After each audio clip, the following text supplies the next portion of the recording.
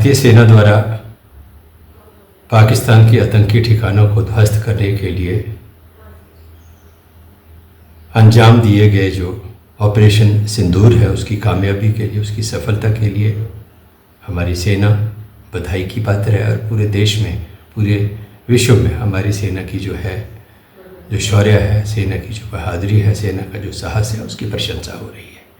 लेकिन दुर्भाग्यपूर्ण पहलू ये है कि जिन बेटियों का, जिन माताओं का, जिन बच्चियों का, जिन बहनों का पहलगांव के आतंकी हमले में सिंदूर उजाड़ा गया,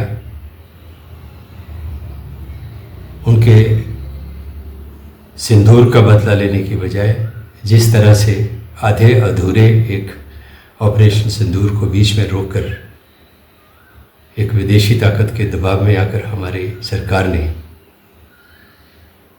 इस ऑपरेशन को रोका, वो दुर्भाग्यपूर्ण है। और अब प्रधानमंत्री अपने भाषणों में कह रहे हैं कि उनके रगों में खून की जगह गर्म सिंदूर जो है वो दौड़ रहा है, वो खोल रहा है।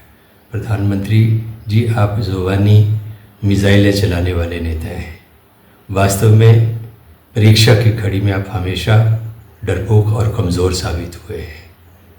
आप जिस सिंदूर की बात कर रहे हैं, जिन बहनों का, जिन बेटियों का सिंदूर उजाड़ा गया, आपने उस उजड़े हुए सिंदूर का सौदा किया है।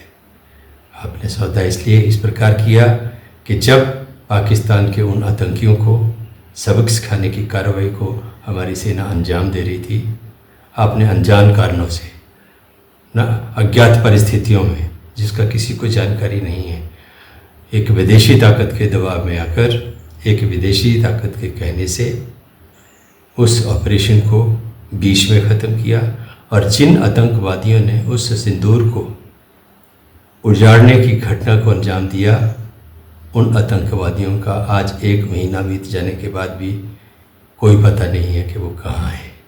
तो आपकी रगों में जो ये आप भाषण दे रहे हैं कि लहू की बजाय गर्म सिंदूर खोल रहा है, अब ये आपकी नौटंकी, आपके ये भाषण किसी के गले उतर नहीं रहे हैं, क्योंकि आपने ऑपरेशन सिंदूर देके एक उन बेटियों के सिंदूर को उजाड़ने का बदला लेने के लिए देश को भावुक किया। देश भावुक भी था, लेकिन बदला लेने के बजाय आपने उस सिंदूर का ना जाने किन कारणों से आपने समझौता किया, सौदा किया। तो इसलिए मैं तो कहूँगा कि आप उस उजड़े हुए सिंदूर के सौदागर हैं।